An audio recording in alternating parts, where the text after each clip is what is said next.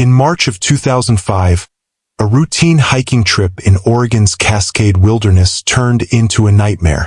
27-year-old Liz Tarvin and her younger sister Jenna, just 24, vanished from the Eagle Creek Trail without a trace. For agonizing months passed. Search teams found nothing. No gear, no footprints, no signs of struggle. Hope had all but faded, until a forestry surveyor pushing through a remote, impassable stretch of forest heard something that stopped him cold. A faint, rhythmic whisper coming from inside an ancient, hollow Douglas fir. What he discovered inside that tree stunned even seasoned rescuers. In complete darkness, among rotting wood and cold, damp earth, two skeletal figures were huddled together. Their skin was covered in dirt and soot. Their hair had grown long, matted, and tangled against gaunt, hollow faces. Their clothes had disintegrated into tattered, mud-stained rags, and their cracked lips moved in an endless, haunting loop, whispering each other's names over and over. Liz, Jenna, Liz, Jenna. They didn't respond to his voice. Their wide, fearful eyes stared past him as if he wasn't even there. But what had happened to these two sisters during those 4 months? Why were they hiding inside a tree instead of seeking rescue? And what or who had reduced two healthy, confident young women into these traumatized, unrecognizable survivors? You will find out in this video. March 12, 2005, began the way perfect days always do, with no warning of what was coming. The morning air in Portland was crisp and clean, carrying the faint scent of rain-washed pine from the night before. Liz Tarvin woke at 5:47 a.m., 13 minutes before her alarm, already buzzing with the kind of anticipation that only comes when you've been looking forward to something for weeks. She lay in bed for a moment, listening to the silence of her apartment, then smiled and reached for her phone. The text she sent was simple. "Rise and shine, baby sister. Adventure awaits." 3 miles across the city, Jenna Tarvin groaned at the sound of her phone buzzing on the nightstand. She was 24 years old, freshly employed as a junior graphic designer at a boutique marketing firm downtown, and she had been out celebrating with coworkers the night before. Her head throbbed. Her mouth tasted like stale wine. But when she saw her sister's message, she couldn't help but grin. This hike had been Liz's idea, a celebration of Jenna finally landing the job she'd been chasing for 2 years. "You've been stressed for months," Liz had said over dinner the week before. "You need trees. You need silence. You need to remember there's a world outside of interview rooms and rejection emails." Jenna had agreed, partly because her sister was right, and partly because saying no to Liz had never been something she was good at.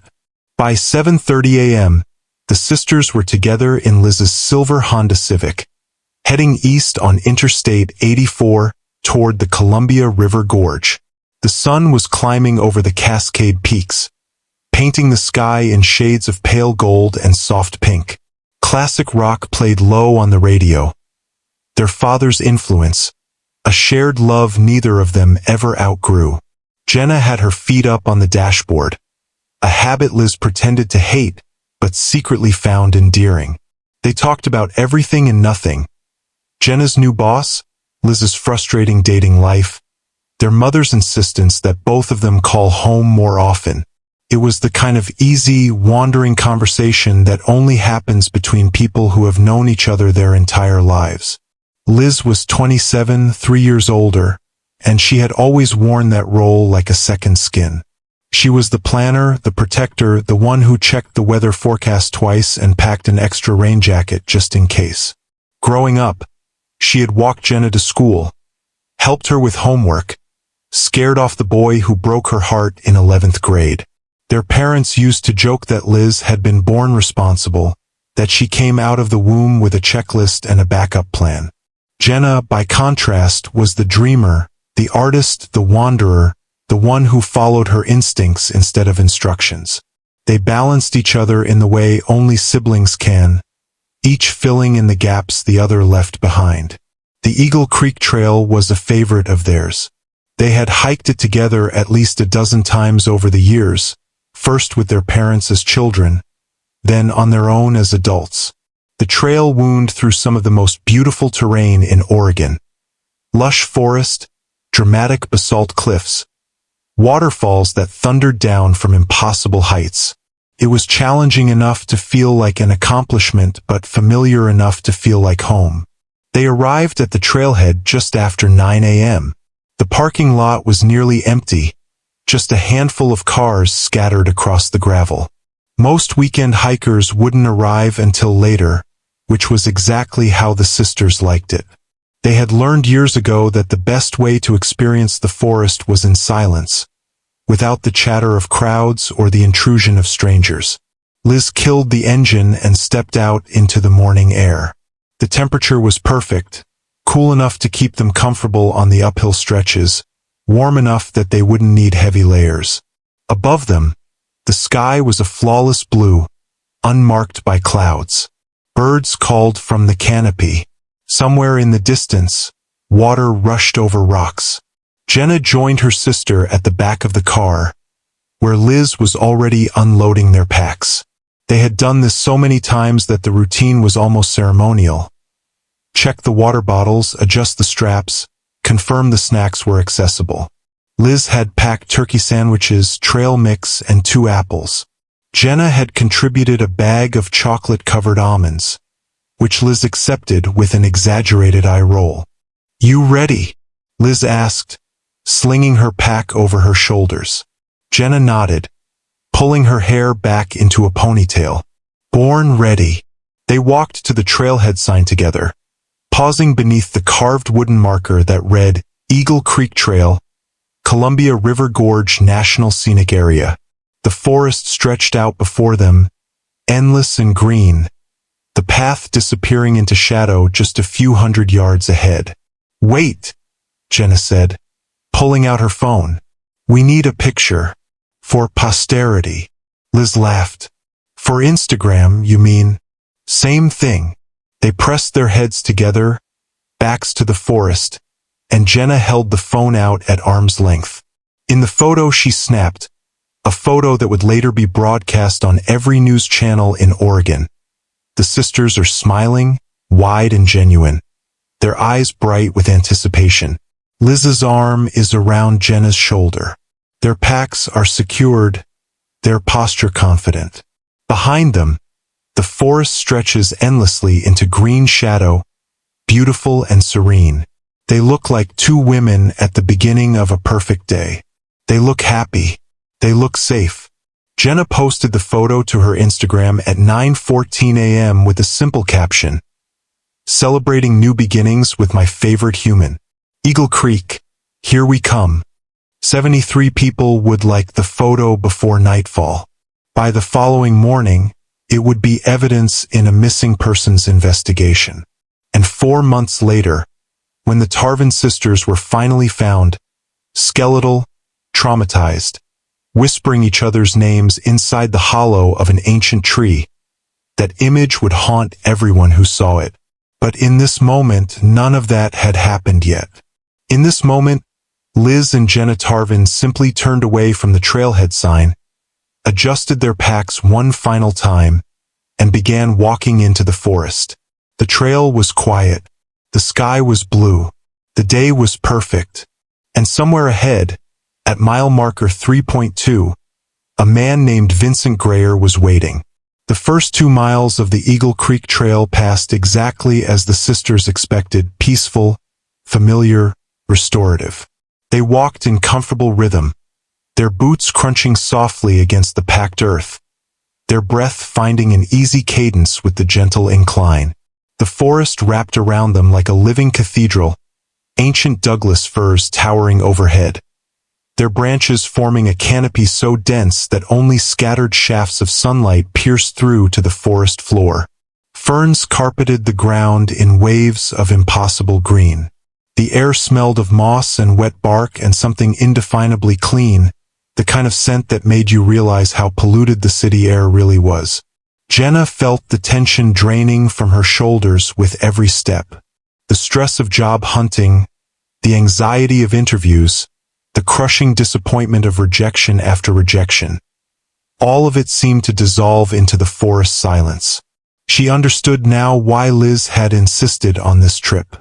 Her sister always knew what she needed, sometimes before she knew it herself. They stopped briefly at Metlaco Falls, leaning against the wooden railing to watch the water cascade down the basalt cliff face. The falls were thundering from recent spring rains, the spray misting their faces and leaving tiny droplets on their jackets. Jenna pulled out her phone for another photo, but Liz shook her head. "Just look," she said. "Some things you should just experience." Jenna smiled and put the phone away. They continued on, passing occasional hikers heading in the opposite direction. A young couple with a golden retriever, an older man with trekking poles, a group of college-aged kids who were laughing too loudly for the setting.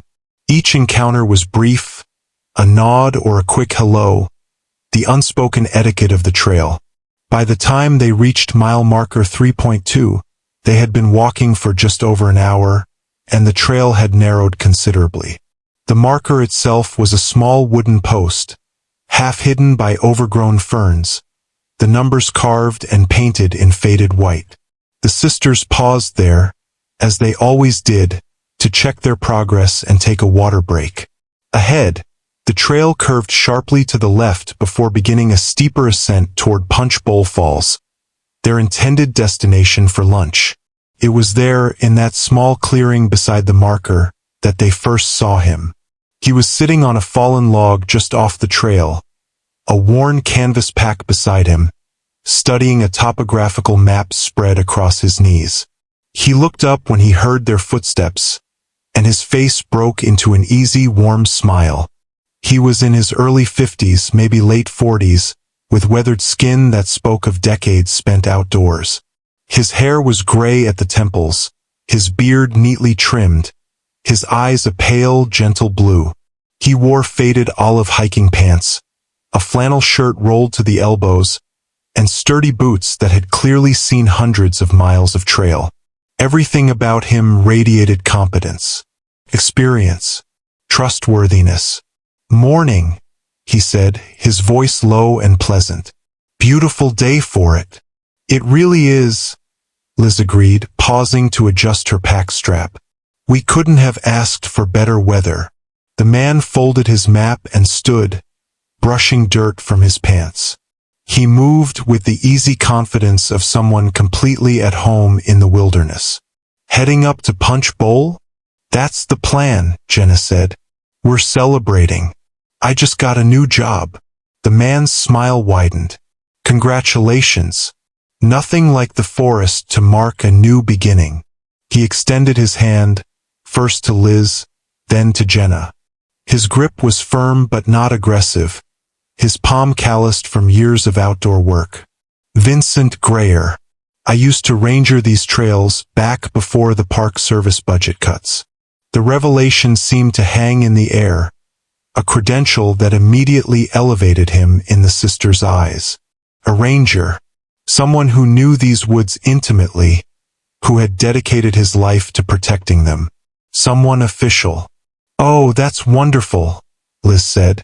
"We've been hiking this trail for years. It's one of our favorites." Vincent nodded, but something flickered across his face. A shadow of concern that seemed genuine, almost paternal. "Then you probably know it pretty well. But I have to tell you, I'd reconsider Punch Bowl today." He glanced up the trail, his brow furrowing. "We had some heavy storms last week. There's been significant slide activity on the upper section, maybe a quarter mile past the falls. Took out a good chunk of the trail. I was just up there surveying the damage."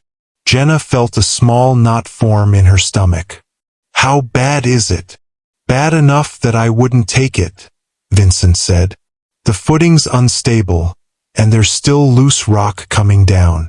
I saw some pretty fresh debris when I passed through this morning. Park Service hasn't gotten around to posting warnings yet. Budget cuts, like I said, but I've been turning folks around all day." Liz and Jenna exchanged a glance.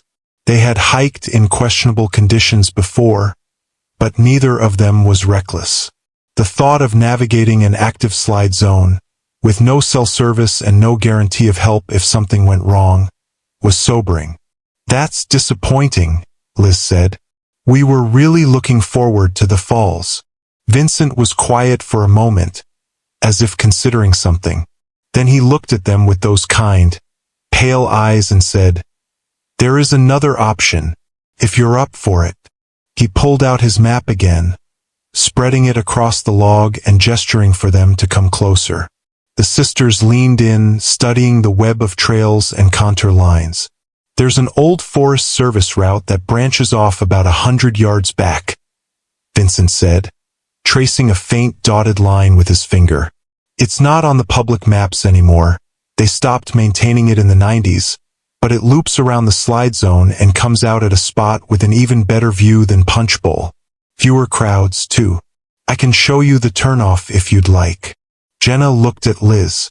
Her sister's face was thoughtful, weighing the options. They had come all this way. Turning back now felt like defeat. And here was a former ranger, someone who clearly knew these woods better than they ever would, offering them a solution. "Is it safe?" Liz asked. Vincent smiled. "I've walked it 100 times. Wouldn't offer if I wasn't sure." That was all it took. The decision felt reasonable at the time. Felt smart even. They were being responsible, avoiding a known hazard, trusting the expertise of a professional. Years later, in therapy sessions and courtroom testimonies, both sisters would return to this moment again and again, dissecting every word, every gesture, every missed warning sign. But in the moment, standing in the dappled sunlight of the Oregon forest, there were no warning signs. There was only a kind man with a helpful suggestion. "Lead the way," Liz said. Vincent folded his map, shouldered his pack, and smiled. Then he turned and led them off the marked trail, into the shadows where no one would ever think to look. By 6 p.m. on March 12, 2005, the first tendrils of worry had begun to take root. Patricia Tarvin stood at the kitchen window of her Portland home, watching the street for the familiar sight of Liz's silver Civic pulling into the driveway. The sun was beginning its descent toward the western hills, casting long shadows across the lawn, and her daughters were not home. They should have been back by now. Liz had said they would return by late afternoon, 5 o'clock at the latest, in time for the family dinner Patricia had been planning all week. She told herself not to worry. Hiking trips ran long sometimes. Maybe they had decided to extend their route or stop somewhere for coffee on the drive back. Her daughters were responsible, experienced hikers who had completed this trail countless times. There was no reason to panic. But the feeling in her stomach would not quiet. By 7:30, with darkness settling over the city and still no word from either daughter, Patricia called her husband, Donald, who was working late at his accounting firm. His voice carried the same forced calm that she was trying to project. "They probably lost track of time," he said. "You know how Jenna gets when she's out there. She forgets the world exists." "Liz doesn't forget," Patricia replied. "Liz always calls." Donald was silent for a moment. "Try her phone again." "I'm leaving now." Patricia had already tried both phones a dozen times. Each call went straight to voicemail, that infuriating automated message that offered no comfort and no answers. She tried again anyway, listening to her eldest daughter's recorded voice asking her to leave a message, and felt something cold settle into her chest. Donald arrived home at 8:15. By then, Patricia had moved past worry into something closer to controlled terror.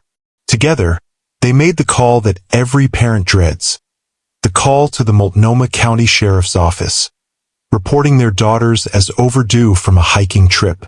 The dispatcher took down the information with professional efficiency. Names, ages, physical descriptions, vehicle information, intended destination, expected return time.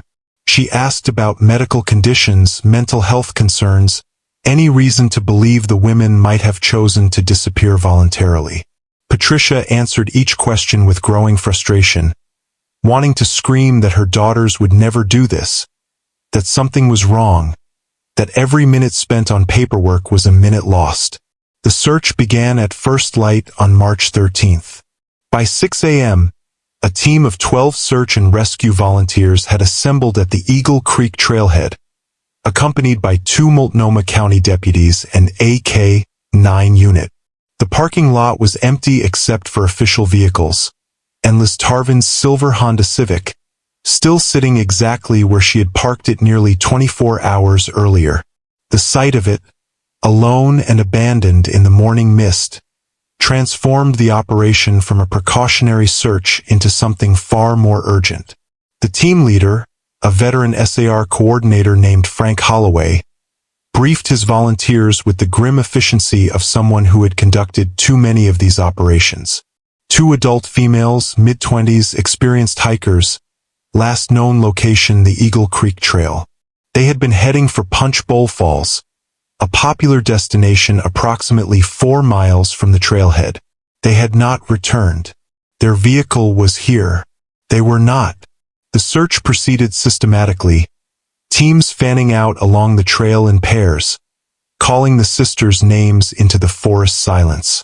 The morning was cold and damp, last night's fog still clinging to the canopy, and the sound of voices echoed strangely through the trees. Every boulder, every fallen log, every deviation from the marked path was examined and documented. They found nothing. At mile marker 2.1, near Metlaco Falls, a volunteer discovered a candy wrapper that matched the brand of chocolate-covered almonds Patricia confirmed Jenna had packed. It was collected as evidence, a tiny scrap of hope in an increasingly desperate search. But beyond that single wrapper, the forest offered no clues.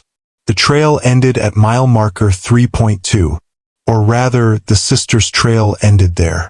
Deputy Angela Whitfield, leading the K-9 unit, watched as her German Shepherd, a 7-year-old veteran named Duke, circled the small clearing beside the marker with increasing agitation. The dog had followed a strong scent from the trailhead, pausing at the spots where the sisters had likely rested, tracking them with the precision that had made him invaluable in dozens of previous searches. But here, in this unremarkable clearing, something changed. Duke circled. He whined. He sat down and looked at his handler with an expression she had seen before, an expression that said the trail had simply vanished. "He's got nothing?" Whitfield reported into her radio, her voice tight with frustration. "Scent ends here. They were definitely at this marker. But I'm not getting any direction beyond it." The team expanded their search radius, pushing into the dense underbrush on either side of the trail. They found no footprints in the soft earth, no broken branches indicating passage, no dropped gear or torn clothing caught on thorns. It was as if Liz and Jenna Tarvin had simply ceased to exist at mile marker 3.2. By midday, a second K-9 unit had arrived to confirm Duke's findings. This dog, too, tracked the sisters sent to the clearing and then lost it. But this handler offered a possible explanation. Approximately 50 yards north of the marker, hidden behind a dense thicket of ferns, there was a small creek crossing, barely more than a trickle of water running over mossy rocks. If someone had walked through the water, even for a short distance, it would disrupt the scent trail completely. The discovery shifted the tone of the investigation. Hikers who became lost did not typically wade through creeks to mask their scent. Hikers who became injured did not vanish without leaving any trace of struggle. The absence of evidence was itself evidence. Evidence that something deliberate had occurred in this clearing, something that had been designed to leave no trace behind. By the end of the first day, search and rescue had covered nearly 8 miles of trail and found nothing beyond that single candy wrapper. By the end of the second day, they had expanded into the surrounding wilderness, deploying helicopter support and thermal imaging, and still found nothing. By the end of the first week, with no new leads and no sign of the missing women, the operation was quietly reclassified. This was no longer a rescue mission. Detective Roy Keyes from the Multnomah County Major Crimes Unit received the case file on March 20, 2005, 8 days after Liz and Jenna Tarvin vanished. He spread the documents across his desk. The trail maps, the interview transcripts, the photographs of that lonely silver Civic, and felt the familiar weight settle onto his shoulders. He had worked missing persons cases before. He knew the statistics, the probabilities, the grim mathematics of time. Every hour that passed reduced the likelihood of a positive outcome. Every day that passed made it more certain that if these women were found, they would not be found alive. But the detective also knew something else, something that the statistics never captured. The absence of evidence at mile marker 3.2 was too clean, too complete. This was not a disappearance. This was an abduction. Someone had taken the Tarvin sisters. And whoever that someone was, they knew exactly what they were doing. The first thing Liz remembered was the darkness. Not the darkness of a forest at night, where stars still pierce through canopy gaps and moonlight finds its way to the floor. This was absolute darkness. Thick, heavy, suffocating. The kind of darkness that made you question whether your eyes were open at all. She tried to move and felt resistance, a rough texture against her wrists that she slowly recognized as rope. Her head throbbed with a deep, nauseating pulse, and her mouth tasted of something chemical, something wrong. Jenna? Her voice came out as a croak, barely audible even to herself. Jenna? A sound to her left, a small, terrified whimper, and then her sister's voice, shaking but alive. Liz? Liz, I can't see anything. I can't move. What happened? What? Shoo! Liz forced herself to breathe, to think through the pounding in her skull. I'm here. I'm right here. We're going to be okay. But even as she said the words, she knew they were a lie. The memories came back in fragments. The trail, the clearing, the kind man with the ranger's knowledge. Following him off the marked path into increasingly dense forest. His voice, calm and reassuring, promising they were almost there. Then a sharp pain at the back of her head, a flash of blinding white, and nothing. He had drugged them, or struck them, or both. It didn't matter how. What mattered was where they were now. The darkness persisted for what felt like hours. The sisters calling to each other in whispers, testing their bindings, straining to hear any sound that might reveal their location. Eventually, Liz detected a faint mechanical hum somewhere below them. A generator, perhaps, and the distant drip of water against stone. They were underground. The air was cool and damp, carrying the scent of earth and something older, mustier. A basement, a cellar, a bunker. When the light finally came, it was blinding. A heavy door scraped open somewhere above them, and yellow lamplight flooded down a set of rough wooden stairs. Liz squeezed her eyes shut against the sudden brightness, then forced them open, desperate to see, to understand, to find any advantage. The space that emerged from the shadows was larger than she had expected. Perhaps 20 feet by 30, with low earthen ceilings reinforced by timber beams. Shelves lined the walls, stacked with canned goods, water jugs, tools, and supplies that spoke of long-term habitation. In the corner sat a small wood-burning stove, cold and dark. The floor was packed dirt, covered in places by worn rugs that might once have been colorful. And descending the stairs, carrying a kerosene lantern in one hand and a tin plate in the other, was Vincent Grayer. He looked different now. The warm smile was gone, replaced by an expression of serene concentration, almost reverent.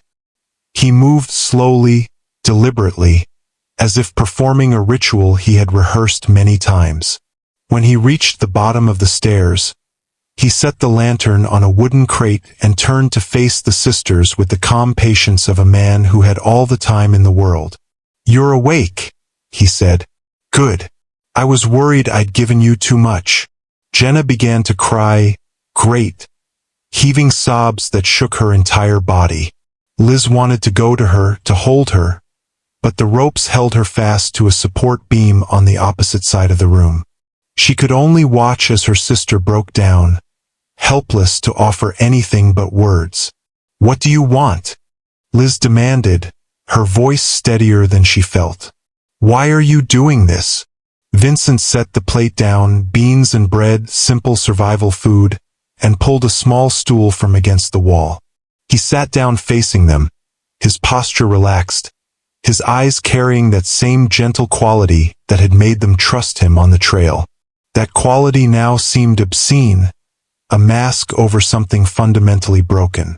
"I'm saving you," he said simply. "Both of you. I know you don't understand yet, but you will. They all do eventually." The words hung in the damp air, more terrifying than any threat could have been. Over the following days, though the sisters quickly lost any reliable sense of time, Vincent revealed his philosophy in measured, patient lectures. He spoke of civilization as a sickness, a poison that corrupted the human spirit and severed people from their true nature. He described cities as prisons of artificial light and manufactured desire, places where souls withered and died while bodies walked on in empty imitation of life. He had seen it happening, he told them. He had watched the world grow more toxic with each passing year, and he had made a choice to save whoever he could. "The forest is pure," he would say, his eyes distant and dreamy. "The forest demands nothing but survival. Out here, you become what you were always meant to be. I'm giving you that gift." He fed them twice daily, simple meals of preserved food and fresh water from an underground spring. He allowed them limited movement within the bunker, their wrists freed but their ankles shackled to long chains bolted into the timber beams. He never raised his voice, never struck them, never made any threatening gesture. His weapon was patience, an inexhaustible reserve of calm certainty that was somehow more terrifying than violence would have been. Liz understood quickly that they were not his first guests.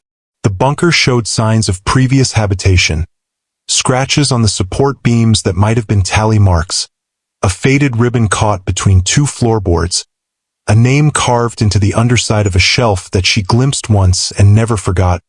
"Help US." She did not mention these discoveries to Jenna. Her sister was barely holding together as it was, and the knowledge that others had been here before, others who had presumably not escaped, might shatter her completely. Instead, Liz focused on survival, on observation, on planning. She learned the rhythm of Vincent's visits, the times when he was most distracted, the locations of tools that might be used as weapons or to break their chains. She learned the layout of the bunker, identifying the single exit, the heavy wooden door at the top of the stairs, and noting the sounds that filtered down from above. Birdsong during the day, absolute silence at night, and occasionally the rumble of distant thunder. She learned to play the role Vincent expected. "I think I'm starting to understand," she told him during one of his lectures, keeping her voice soft, hesitant, as if the words were being dragged from her against her will. "What you're saying about civilization, I never thought about it that way before." The smile that crossed Vincent's face was radiant, almost childlike in its joy. He believed her. He wanted to believe her. That was his weakness, his desperate need to be validated, to be seen as a savior rather than a monster. Jenna watched her sister's performance with terrified, uncomprehending eyes. Later, when Vincent had retreated upstairs and the lantern had been extinguished, Liz whispered the truth into the darkness. "We're going to get out of here, but he has to trust us first. Do you understand?" A long pause. Then Jenna's voice, small but steady, I understand. The waiting game had begun. 47 days. Liz had been keeping count by scratching tiny marks into the wooden beam behind her sleeping mat, each line a small act of defiance against the timeless void of captivity. 47 days since the trail. 47 days since sunlight. 47 days of Vincent's patient lectures, his gentle smile, his absolute certainty that he was performing an act of love. She had almost stopped believing escape was possible. The routine had become numbing in its predictability.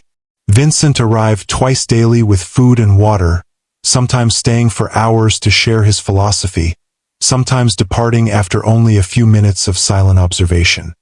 He had begun allowing them small freedoms, longer chains, access to a bucket latrine in the corner, permission to move about the bunker during his visits. He interpreted their compliance as progress, as evidence that his treatment was working. Liz let him believe it. She smiled when he smiled. She nodded when he spoke. She became the perfect student of his twisted ideology. But inside she was watching, waiting, calculating. Jenna had grown quieter as the weeks passed, retreating into herself in ways that frightened Liz more than anything Vincent had done. Her sister barely spoke anymore, responding to questions with single syllables, eating mechanically, sleeping for hours at a time. The spark that had once defined her, that creative, dreaming energy, seemed to have dimmed to almost nothing. Liz understood that if they didn't escape soon, they might never escape at all. Not because of chains or locks, but because something essential inside them would simply break.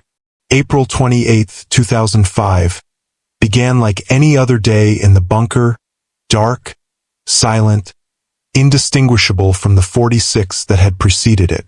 But by midday something had changed. The air pressure shifted, becoming heavy and electric in a way that penetrated even the underground chamber. The distant sounds from above, usually limited to birdsong and wind, took on a different character. A low, continuous rumble that grew steadily louder as the hours passed.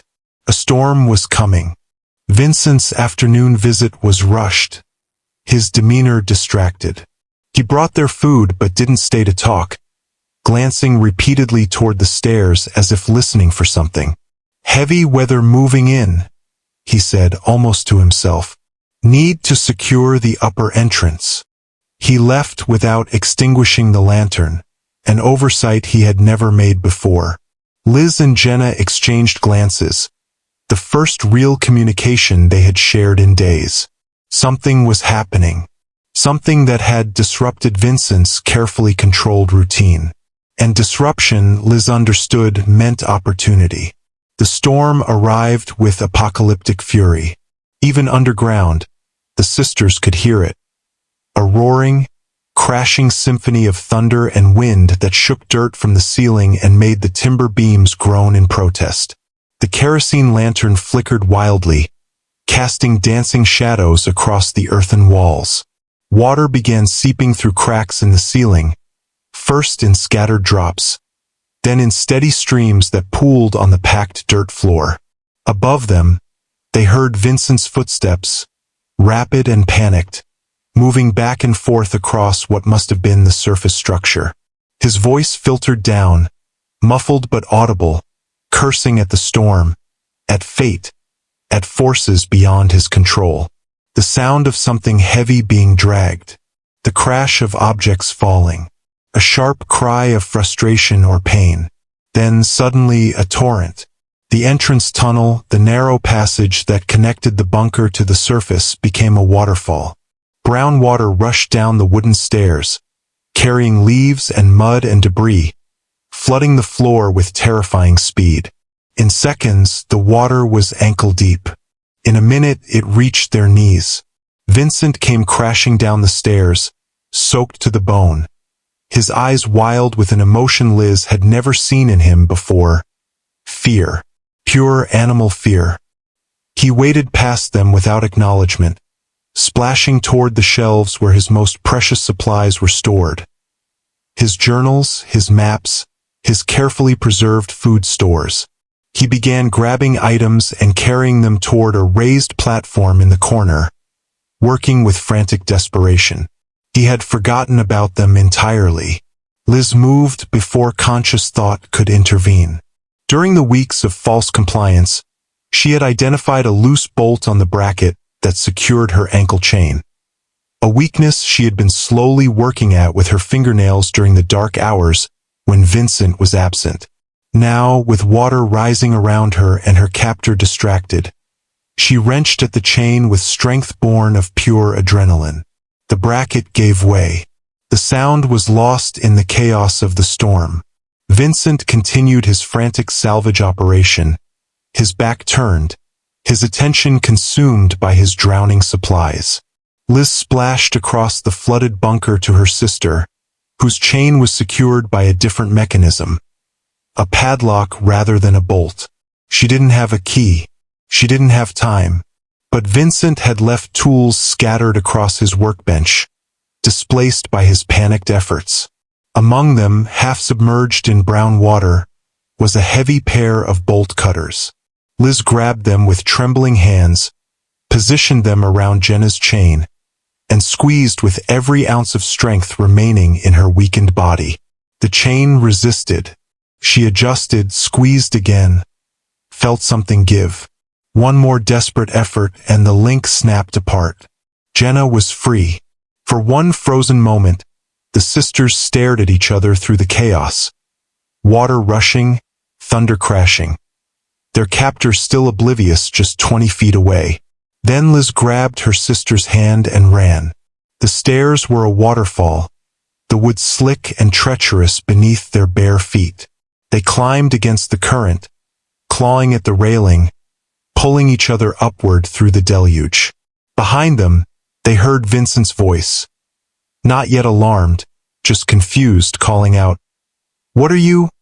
"No, no." Then the scream of rage. They burst through the entrance into the storm, and the world became a maelstrom of wind and rain and absolute darkness. Lightning split the sky, revealing fractured glimpses of forest, trees bending nearly horizontal, debris flying through the air, sheets of water falling so thick they could barely breathe. They had no idea which direction led to safety. They had no supplies, no shoes, no protection from the elements. They had only each other. "Run!" Liz screamed, her voice swallowed by the thunder. She pulled Jenna forward into the blackness, away from the bunker, away from the madman who was even now scrambling up the stairs behind them. They ran blind, crashing through underbrush that tore at their skin and clothes, stumbling over roots they couldn't see, falling and rising and falling again.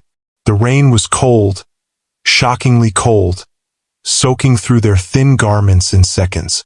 Behind them, barely audible over the storm but growing closer, Vincent's voice echoed through the forest. "You don't understand. You'll die out there.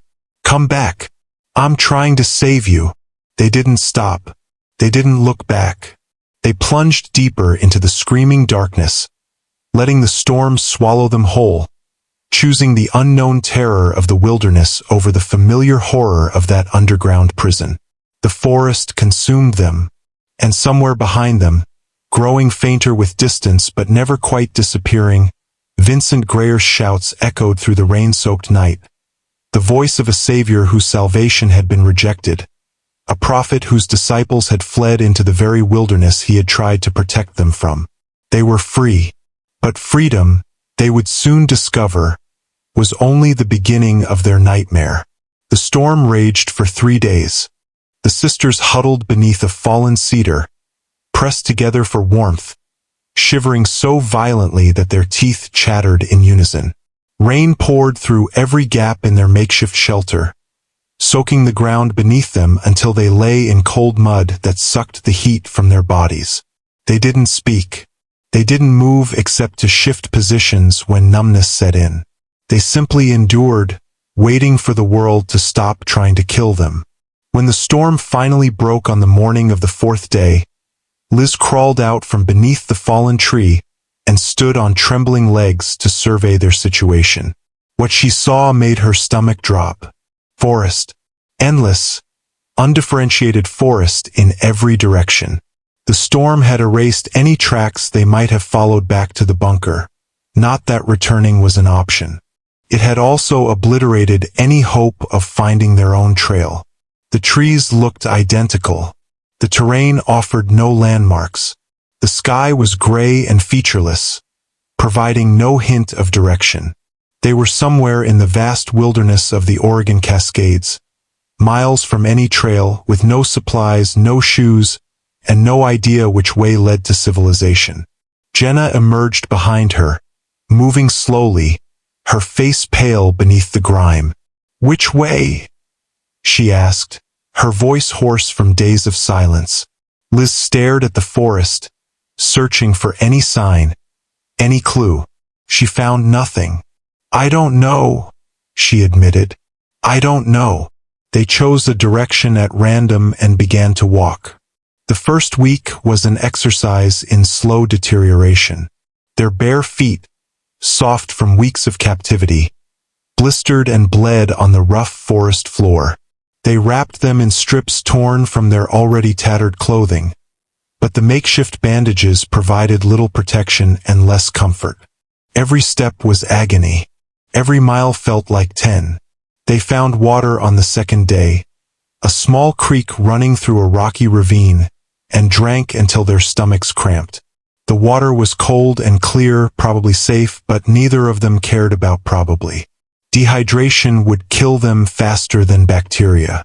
They followed the creek for hours, hoping it would lead somewhere, but it only wound deeper into the wilderness, growing smaller rather than larger, until it disappeared entirely into a marshy bog that forced them to change direction. Food was harder. Liz had some knowledge of edible plants from childhood camping trips with their father, but memory was imperfect and the stakes were impossibly high. She recognized salmon berries and picked them carefully, testing small amounts before allowing Jenna to eat. She found what she thought were wood sorrel leaves and added them to their meager diet. She avoided everything she couldn't identify with certainty, which meant avoiding most of what the forest offered. They were starving within days. The human body can survive weeks without food, but it cannot do so without consequence. By the end of the second week, both sisters had lost significant weight. Their clothes, already damaged from captivity and the storm, hung loosely on shrinking frames. The fabric itself was disintegrating, worn thin by constant moisture and rough travel, tearing on branches and rocks until modesty became an abstract concern compared to survival. Liz found a bird's nest on the 15th day, tucked into a hollow log, containing 3 small eggs. She cracked them into her mouth raw, the taste simultaneously revolting and divine. She saved one for Jenna, watching her sister eat with an intensity that bordered on obsession. Every calorie mattered. Every morsel could mean the difference between life and death. The fever began on the 18th day. Jenna woke shivering despite the mild spring morning, her skin hot to the touch, her eyes glassy and unfocused. Liz pressed her palm to her sister's forehead and felt her heart seize with terror. She didn't know what was causing it. Infection from one of their many wounds, contaminated water, simple exhaustion pushing a weakened immune system past its breaking point. It didn't matter. What mattered was that Jenna was sick, seriously sick, and they were still hopelessly lost in a wilderness that offered no medicine, no shelter, no help. "We have to keep moving," Liz said, trying to pull her sister upright. "We have to find someone. Anyone." Jenna's head lolled on her neck. "I can't. Liz, I can't." "You can. You have to." But she couldn't. Not really. For the next 3 days, their progress slowed to a crawl, Liz half carrying her sister through terrain that would have challenged them at full strength. They covered perhaps a mile each day, stopping constantly for rest, for water, for Jenna to vomit the berries she could no longer keep down. The fever rose and fell in waves, sometimes receding enough for Jenna to walk on her own, sometimes spiking so high that she spoke nonsense, calling out for their mother, for their father, for people who weren't there. Liz began to fracture. The guilt was a physical weight, crushing her chest, making it hard to breathe. She had trusted Vincent. She had followed him off the trail. She had led her baby sister into a trap, and now that sister was dying in her arms because of choices Liz had made. The logic didn't matter, the knowledge that Vincent had deceived them, that anyone would have been fooled, that the fault lay entirely with their captor. Guilt doesn't respond to logic. Guilt finds its target and burrows Indiana.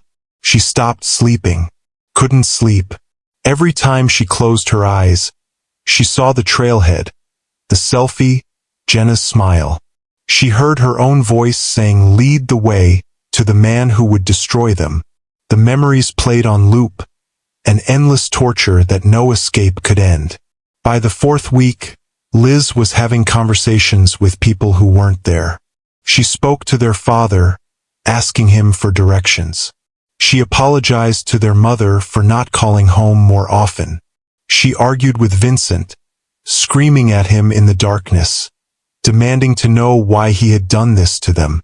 Jenna, in her fever haze, sometimes responded to these one-sided conversations, which only confused things further. Reality became slippery, difficult to grasp, a fish twisting out of weakened hands. The forest had become their entire world, a green maze with no exit, no purpose, no mercy. They had escaped captivity only to find a larger prison, one with walls of trees instead of earth, with a ceiling of branches instead of timber beams. The wilderness that Liz had always loved, that had represented freedom and peace, had transformed into an enemy more implacable than Vincent Grayer could ever be. Somewhere around the 30th day, though Liz had lost count by then, the scratched marks in her memory as unreliable as everything else, Jenna's fever finally broke. She woke clear-headed for the first time in weeks, looked at her sister with something approaching recognition, and whispered 4 words that Liz would never forget. "We're going to die." Liz stared at her sister's hollow face, at the bones visible beneath papery skin, at the matted hair and crusted wounds and tattered rags. "No," she said, though she no longer believed it. "No, we're not." They kept walking. They found the tree on a day that had no name. Time had become meaningless, a concept that belonged to a world they no longer inhabited. Liz had stopped counting days somewhere in the fog of exhaustion and hunger, the scratched marks in her memory blurring together until past and present merged into a single endless moment of survival. They existed now in a perpetual twilight, moving when they could, resting when they couldn't, sustained by nothing but each other. The Douglas fir rose from the forest floor like a sentinel from another age, its trunk so massive that it would have taken 6 people holding hands to encircle it. Lightning or disease or simple centuries of existence had hollowed out its base, creating a cavity large enough for both sisters to crawl inside. The interior was dark and musty, the wood soft with rot in places, but it was dry, protected, hidden. Jenna saw it first, stopping mid-stride with a small sound that might have been wonder or despair. "Liz, look." Liz looked, and for the first time in weeks, she felt something other than fear. They crawled inside as the afternoon light began to fade, pulling their ruined bodies through the narrow entrance and collapsing onto the soft debris that carpeted the hollow's floor. Dead leaves, crumbled bark, the accumulated organic matter of decades formed a bed that was almost comfortable after weeks of sleeping on bare ground. The sisters curled together instinctively, their bodies fitting against each other with the practiced ease of a lifetime of shared beds during thunderstorms and childhood sleepovers. They slept for 18 hours. When Liz finally woke, she lay motionless for a long time, staring at the textured walls of their wooden cocoon. Dim light filtered through cracks in the bark, casting pale stripes across Jenna's sleeping face. Her sister looked ancient. Her skin stretched tight over prominent bones. Her hair a matted tangle that would never be combed out. But she was breathing. Still breathing. They didn't leave that day. Or the next. The hollow became their world, shrinking their universe to a space perhaps 8 feet deep and 4 feet wide. They ventured out only for necessities, water from a stream they had discovered nearby, the occasional handful of berries or edible roots that grew within stumbling distance. Their bodies had become so weak that even these short expeditions required hours of recovery, lying intertwined in the darkness, listening to each other's heartbeats. Days passed, perhaps weeks. The distinction ceased to matter.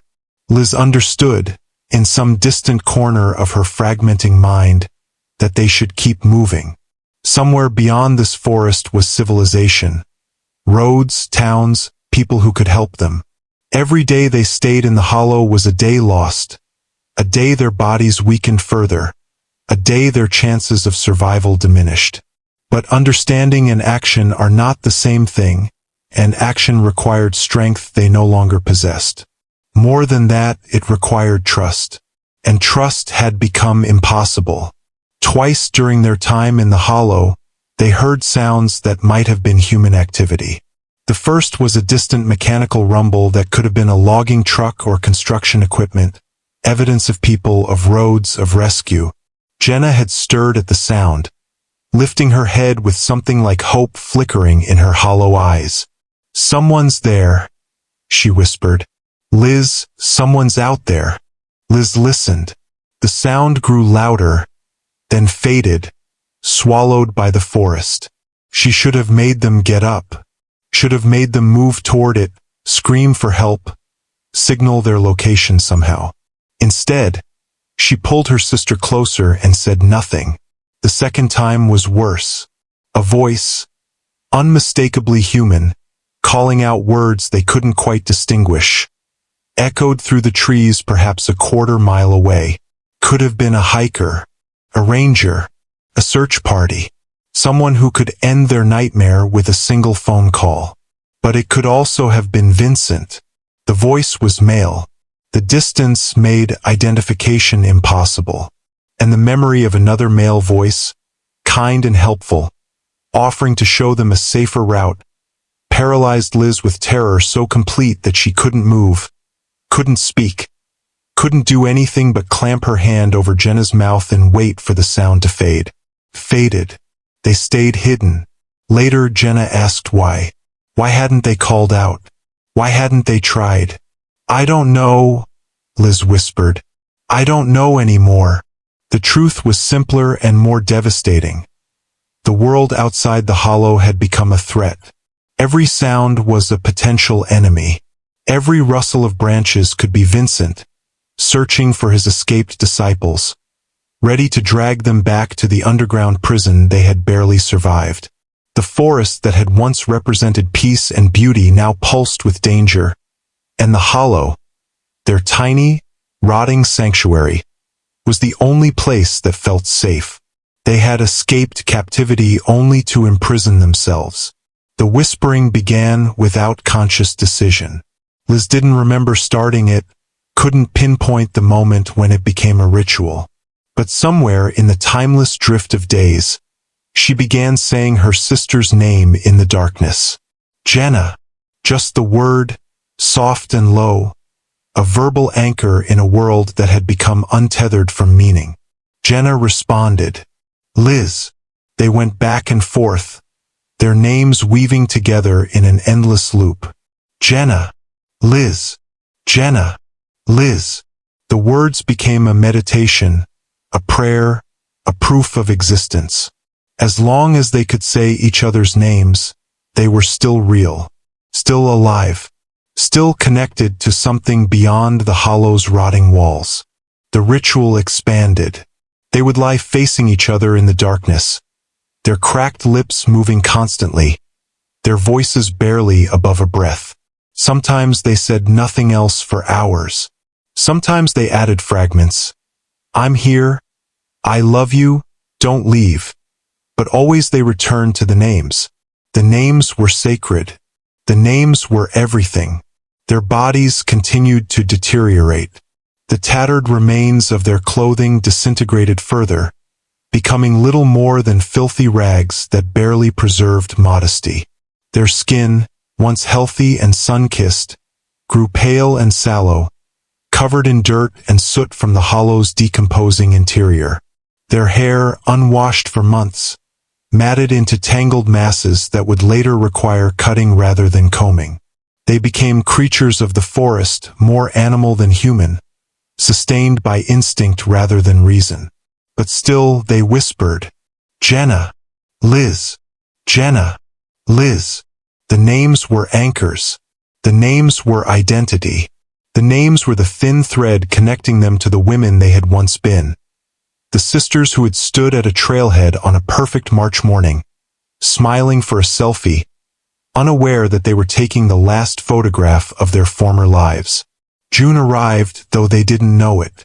The days grew longer. The hollow grew warmer.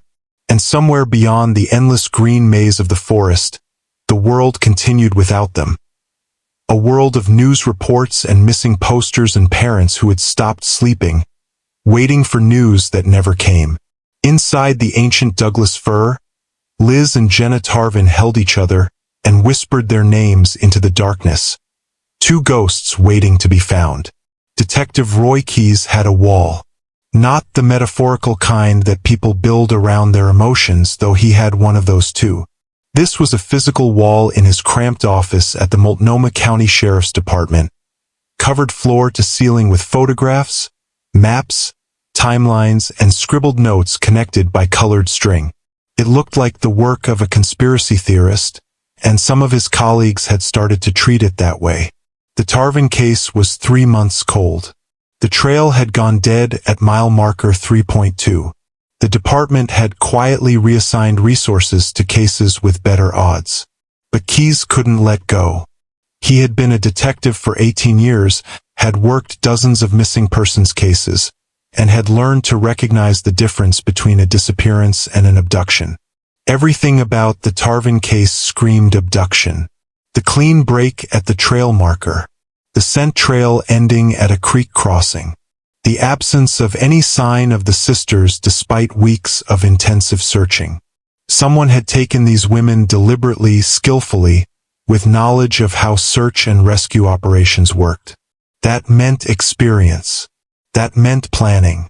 That meant someone who knew those woods. On the evening of June 15, 2005, Keyes sat alone in his office, reviewing the case files for what must have been the 100th time. His coffee had gone cold hours ago. His wife had stopped expecting him home for dinner. The photographs of Liz and Jenna Tarvin stared at him from the wall.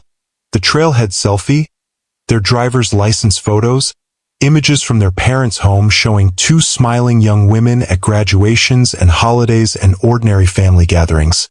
"Where are you?" he thought. "Where did you go?"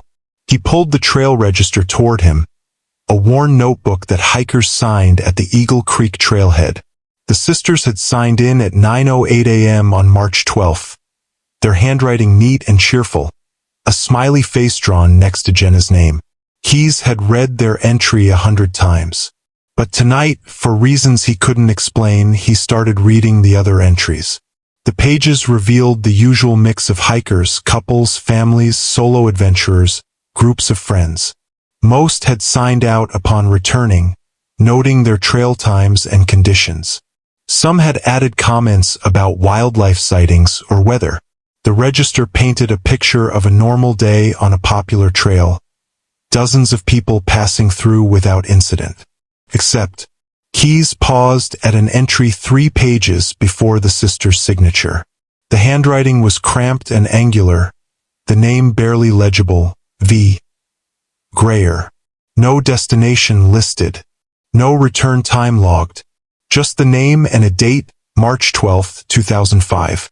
The same day the Tarvin sisters vanished. Keyes felt the familiar tingle at the base of his skull, the detective's instinct that said pay attention. He photographed the entry and ran the name through every database he could access. The initial results were sparse.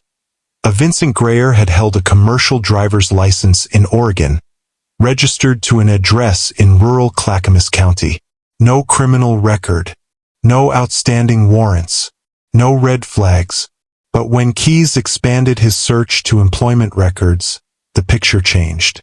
Vincent Grayer had worked for the United States Forest Service from 1989 to 2001, stationed at various locations throughout the Pacific Northwest, including Keyes felt his pulse quicken, a 3-year posting at the Columbia River Gorge National Scenic Area, the same area that included the Eagle Creek Trail, the same area where the Tarvin sisters had vanished. Grayer had been terminated in September 2001. The official reason listed in the personnel file was behavioral concerns, a vague phrase that could mean anything from poor attendance to something far more serious. Keyes made a note to request the complete personnel file from the Forest Service, knowing it could take weeks to navigate the bureaucratic channels. He didn't have weeks. He had a feeling. The next morning, Keyes drove to the address listed on Grayer's driver's license, a rural property outside the small town of Estacada, about 40 miles southeast of Portland. The drive took him through increasingly remote terrain, paved roads giving way to gravel, gravel giving way to rutted dirt tracks that wound through dense forest. The property, when he found it, was abandoned. A small cabin sat at the end of a long driveway, its windows dark, its porch sagging with neglect. Weeds had overtaken what might once have been a garden. A rusted pickup truck sat on blocks beside a collapsing outbuilding. Keyes parked his unmarked sedan and approached carefully, hand resting on his holstered weapon. No one was home. The cabin's interior, visible through grimy windows, showed signs of hasty departure rather than gradual abandonment. Dishes left in the sink, a calendar still turned to February 2005, a jacket hanging on a hook by the door. Whoever lived here had left quickly and had not returned. Keyes called for backup and a warrant. While he waited, he canvassed the nearest neighbors, a retired couple who lived half a mile down the road. They remembered Vincent Grayer, though they hadn't seen him in months. Nice enough man, they said. Quiet, kept to himself. Used to work for the Forest Service but had some kind of falling out. Spent a lot of time in the woods, sometimes disappearing for weeks at a time. He had some strange ideas, the wife added, her voice dropping conspiratorially. Used to talk about how civilization was poisoning people. Said the only way to save yourself was to get off the grid completely. We stopped inviting him over for dinner after a while. Made us uncomfortable. Keyes felt the pieces clicking into place. Back at the office, he dug deeper. Property records revealed that Vincent Grayer owned a second parcel of land, a remote, unimproved lot located deep in the Cascade Wilderness, approximately 8 miles from the Eagle Creek trailhead. The property had been purchased in 1995 for almost nothing, classified as inaccessible timberland with no road access and no utilities. On paper, it was worthless. But to someone who wanted to disappear or to make others disappear, it was perfect. Keyes assembled a team. He briefed his captain, presented his evidence, argued for an immediate search of the wilderness property. The captain was skeptical but agreed to authorize a preliminary reconnaissance. If they found anything, they would return with a full tactical unit. On June 22, 2005, Detective Roy Keyes and 3 deputies began the difficult overland trek to Vincent Grayer's wilderness property. The terrain was brutal. Steep ravines, dense undergrowth, no trails to follow. They navigated by GPS and topographical maps, moving slowly, watching for any sign of human habitation. They found the bunker on the afternoon of June 23rd. It was hidden beneath a collapsed section of old logging road, the entrance camouflaged with branches and debris. Inside, they discovered the nightmare that the Tarvin sisters had endured. The chains, the sleeping mats, the shelves of supplies, the journals filled with paranoid manifestos about saving souls from civilization's poison. But they did not find the sisters. The bunker was empty, flooded with old rainwater, clearly abandoned for weeks. Keys stood in the damp darkness, staring at the broken chains that hung from the support beams, and understood. They had escaped. Somewhere out there, in the vast wilderness surrounding them, Liz and Jenna Tarvin were either alive or dead. And Vincent Greer was still free. The search, Keys realized, was only beginning. Gary Johnson had been surveying storm damage for 3 weeks. The spring storms had hit the Cascade Wilderness hard, toppling old-growth trees, triggering landslides, reshaping the landscape in ways that required careful documentation.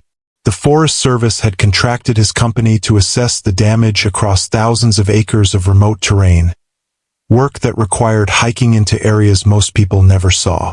It was solitary, exhausting labor, but Gary had always preferred trees to people. July 8, 2005, was his 47th day in the field. The morning was warm and clear, the summer sun filtering through the canopy in golden shafts. He was working a grid pattern through a particularly dense section of forest, marking down timber and noting erosion patterns on his clipboard. By midday, he had covered nearly 4 miles without seeing another human being. The sound stopped him cold. At first, he thought it was wind, a faint, rhythmic whisper that seemed to emanate from the forest itself. But the air was still, the trees motionless. Gary stood frozen, listening, trying to locate the source. It was coming from somewhere ahead, soft and continuous, almost like breathing, or like voices. He moved forward carefully, pushing through a thicket of ferns that rose to his chest. The sound grew clearer with each step. Definitely voices, definitely human, though the words were indistinct. His hand moved instinctively to the radio on his belt, but he didn't key it yet. He needed to see what he was dealing with first. The ancient Douglas fir rose before him like a monument, its trunk massive and scarred with age. The hollow at its base was partially obscured by undergrowth, easy to miss if you weren't looking directly at it. But Gary was looking directly at it because that was where the sound was coming from. He crouched down, pushed aside a curtain of hanging moss, and peered into the darkness. 2 figures huddled together on the forest floor, their bodies so thin and pale they seemed almost translucent.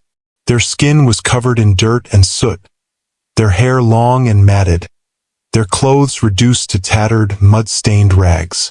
They were facing each other, their cracked lips moving in an endless, synchronized rhythm. Liz, Jenna, Liz, Jenna. Gary's blood turned to ice. Hello. His voice came out strangled, barely above a whisper. He cleared his throat and tried again. Hello? Can you hear me? Are you hurt? The figures didn't respond. Their lips continued moving, their hollow eyes staring past him as if he didn't exist. The whispering never stopped, never varied in rhythm or volume. Liz, Jenna, Liz, Jenna. Gary fumbled for his radio with shaking hands. Base, this is Johnson. I need emergency medical at my GPS coordinates. I think I found them. The missing sisters. They're alive. Barely. Send everyone. The next hours blurred into organized chaos. Paramedics arrived by helicopter, winching down through a gap in the canopy with stretchers and medical equipment. The sisters had to be coaxed out of the hollow like frightened animals, flinching from every touch, their whispered mantra never ceasing. When the medics finally separated them for transport, both women began screaming, raw, animal sounds of terror that echoed through the forest and haunted everyone who heard them. They were reunited in the helicopter, their hands clasping together with desperate strength. The whispering resumed immediately. Liz, Jenna, Liz, Jenna. Detective Roy Keyes received the call at 2:47 p.m. He was at his desk, reviewing the latest search grid assignments, when his captain appeared in the doorway with an expression Keyes had never seen before. "They found them," the captain said. "They're alive." Keyes made it to the hospital in Portland by early evening. The sisters were in the intensive care unit, being treated for severe malnutrition, dehydration, multiple infections, and psychological trauma, so profound that the attending psychiatrist had never encountered anything like it. They were stable but non-communicative, responding to no one except each other. Their parents were in the waiting room, Patricia Tarvin sobbing uncontrollably, while Donald stared at the wall with the hollow expression of a man who had already grieved and didn't know how to feel hope again. "They're alive," Keyes said, because he didn't know what else to offer. Donald looked at him with eyes that held no relief. "Are they?" Keyes understood what he meant. The women in those hospital beds were not the same women who had posed for that trailhead selfie 4 months ago. They might never be those women again. But there was still work to do. The raid on Vincent Grayer's compound occurred at dawn on July 9th. A tactical team surrounded the property while Keyes and 3 deputies approached the main structure. A ramshackle cabin hidden beneath camouflage netting, surrounded by tripwires and crude alarm systems. They found him inside, sitting calmly at a wooden table, his hands folded as if in prayer. "I knew you'd come eventually," Grayer said. "I hoped they'd find their way back to me first. They weren't ready. The treatment wasn't complete. Keyes wanted to kill him." The urge rose in his chest like a living thing, his hand moving toward his weapon before training and discipline reasserted control. Instead, he read Vincent Grayer his rights while deputies searched the compound. What they found painted a portrait of methodical madness. Maps of the wilderness marked with trails and hiding spots. Journals dating back decades, filled with paranoid manifestos about civilization's poison and the sacred duty of those who could see the truth. Photographs of previous patients, at least 4 other women, their identities unknown, their fates undocumented. Supplies meant for 3 people carefully rationed, clearly intended for long-term captivity. And in a locked cabinet beneath Grayer's bed, a collection of personal items, driver's licenses, jewelry, photographs, trophies from victims who had not escaped, who had not survived, who had never been found. Vincent Grayer was charged with 2 counts of kidnapping, 2 counts of false imprisonment, and 6 counts of first-degree murder for victims whose remains would be discovered over the following months, buried in shallow graves throughout his wilderness domain. He offered no defense, expressing only regret that his work had been interrupted. He received 6 consecutive life sentences without possibility of parole. The Tarvin sisters spent 4 months in intensive psychiatric care before they could speak in complete sentences about anything other than each other. They testified at Grayer's trial via closed-circuit video, unable to be in the same room with their captor, their voices steady but their hands never separating. Recovery, the doctors said, would take years, perhaps a lifetime. Liz returned to work eventually, though she never hiked again. She moved to the desert, as far from forests as she could get, and built a life defined by controlled environments and predictable routines. Jenna became an advocate for missing persons cases, channeling her trauma into purpose. She spoke at conferences, lobbied for better resources, refused to let what happened to them happen to others in silence. They talk every day. They visit when they can. And sometimes, when the world becomes too much, they still whisper each other's names in the darkness. Proof that they exist. Proof that they survived.